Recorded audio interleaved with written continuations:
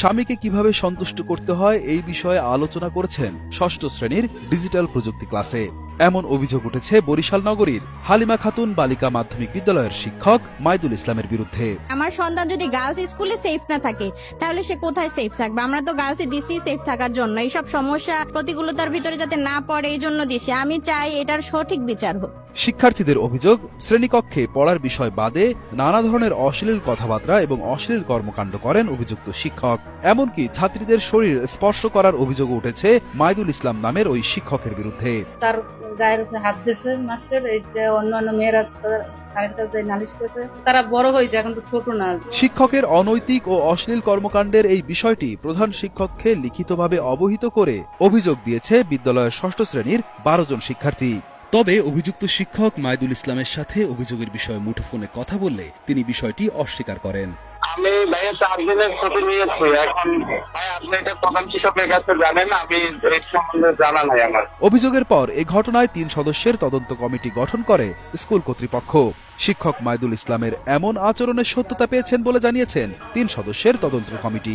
আমি জিজ্ঞেস করছি তোমাদের সাথে কি হয়েছে, তাই ওরা বলে কি আমাদের সাথে আমরা এলোমেলো ভাবে বসাছিলাম ক্লাসে, এসে বলে কি তোমরা এরকম বসা কেন? ওরা বলে কি আমাদের তো দল গঠন আছে, বর্তমান কারিকুলামেতে দলের একটা কাজ আছে, আমাদের দল গঠন করে দিচ্ছে, আমরা সেইভাবে বসেছি। তখন ওরা বলে ওদের নাকি বলছে কি তোমরা তো দলের নামে নোংরামি করো, আর বলছে স্বামী স্ত্রী কিভাবে সন্তুষ্ট করতে হয় এইসব কথা নাকি ওদের বলছে।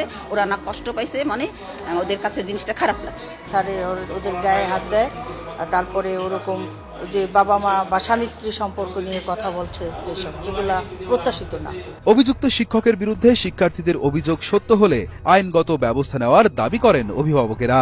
এছাড়া নিজের সন্তানের নিরাপত্তা নিয়েও শঙ্কিত সচেতন অভিভাবক মহল। না, আমাদের তো এখন নিরাপত্তাই নেই। আমাদের বাচ্চারা যেহেতু স্কুলে একটা টিচারের বিরুদ্ধে যদি এরকম কমপ্লেন আসে, তাই এটা তো আমাদের কোনো নিরাপত্তা নেই। তাহলে আমরা কোথায় দেবো বাচ্চা? না, আমাদের তো কোথাও নিরাপত্তা নেই। মা বাবার কাছে তো সন্তান কখনো বড় হয় না, তারপরে শিক্ষকরা হচ্ছে মা বাবার পরের স্তরে। তো শিক্ষকরাই যদি এ ধরনের কাজগুলো করে থাকে, এটা সত্যি মানে সমালোচনা করাটাও একটা লজ্জারই বিষয়, কারণ তারা হচ্ছে জাতি তৈরির কারিগর। তো জাতি তৈরির কারিগরের কাছেই যদি জাতির বাচ্চাগুলো সেভ না থাকে, তো ভবিষ্যৎ আসলে অন্ধকারের দিকে যাচ্ছে।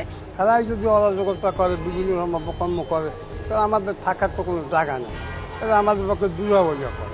স্কুলের প্রধান শিক্ষক এস.এম. ফখরুজ্জামান জানান, 9 মে স্কুলের পরিচালনা কমিটির সভা ডেকে অভিযুক্ত শিক্ষককে পুরোপুরি স্থায়ীভাবে বরখাস্ত করা হয়েছে।